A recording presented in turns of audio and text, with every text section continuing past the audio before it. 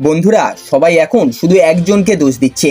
কেউ বলছে বৈভব সূর্যবংশীকে বাদ দাও, কেউ বলছে শ্রেয়াস আইয়ারকে ক্যাপ্টেন হিসাবে চলবে না, আবার কেউ তিলক বর্মাকেও টার্গেট করেছে। কিন্তু সত্যি কি সমস্যাটা শুধু একজন? আমার তো একদমই তা মনে হয় না। দেখুন, দ্বিতীয় ম্যাচে সবাই রবি বিষ্ণুকে দোষ দিল, ঠিক আছে, শেষ ওভারটা খারাপ গেছে। কিন্তু একটা প্রশ্ন, তার আগের 19 ওভারে ব্যাটসম্যানরা কি করলো? অভিষেক শর্মা ছাড়া কে ম্যাচটাকে কন্ট্রোল করলো? কার স্ট্রাইক রেট ম্যাচ জেতানোর মতো ছিল? তৃতীয় ম্যাচে তো একই গল্প। হ্যাঁ বন্ধুরা, এবার একটু আসল বিষয়টা বলি। ইংল্যান্ডের পিচে শুধু পেস না, একটা আলাদা ক্যারি থাকে। বল ব্যাটে যেভাবে আসে সেটা ভারতের উইকেটের থেকে সম্পূর্ণ আলাদা। জোবরা আর্চারের যে বল ভারতে এতটা ভয়ঙ্কর লাগে না, ইংল্যান্ডের সেই বলই আগুনের গোলার মতো উঠে আসছে।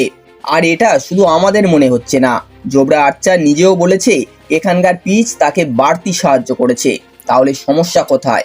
সমস্যা হলো আমাদের ব্যাটসম্যানরা এখনো ওই কন্ডিশনে পুরোপুরি অ্যাডজাস্ট করতে পারেনি। হ্যাঁ বন্ধুরা, আর এটা একদিনেও হয় না। এখন অনেকে বলছে সঞ্জু স্যামসনকে ফিরিয়ে আনুন। আচ্ছা, সঞ্জু তো এই ইংল্যান্ডের সিরিজেও বড় রান করতে পারেনি। ঈশান কিষানও ধারাবাহিক ছিল না। তিলক বর্মাও অনেক ম্যাচে স্লো খেলেছে। মানে যদি একজনকে দোষ দেন তাহলে প্রায় সবাইকেই দিতে হবে। হ্যাঁ বন্ধুরা, কারণ ব্যাটিং ইউনিট হিসাবে ভারত ব্যর্থ হয়েছে। তাই আমার মনে হয় এখানে শুধু ক্যাপ্টেন বদলালেই সব ঠিক হয়ে যাবে, এমনটা ভাবা ভুল। আর একটা কথা, সূর্যকুমার যাদব বিশ্বকাপ জয়ী ক্রিকেটার, ওনার অবদান নিয়ে তো কোনো প্রশ্নই নেই। তাকে টিম ইন্ডিয়া থেকে বাদ দেওয়া হয়নি, জিম্বাবুয়ে সিরিজে বিশ্রাম দেওয়া হয়েছে। এটা কোনো ফুল সিরিজও নয়, এমনকি গৌতম গম্ভীরও কোচ হিসাবে যাচ্ছে না।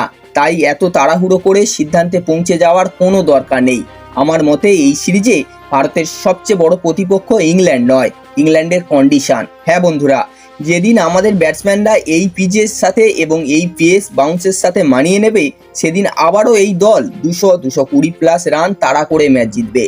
এখন আপনাদের কাছে একটা প্রশ্ন, আপনাদের মতে আসল সমস্যাটা কোথায়? ক্যাপ্টেন্সি, নাকি ব্যাটিং, নাকি ইংল্যান্ডের কন্ডিশন? অবশ্যই কমেন্টে জানাবেন। ভিডিওটি ভালো লাগলে একটা লাইক করে দেবেন।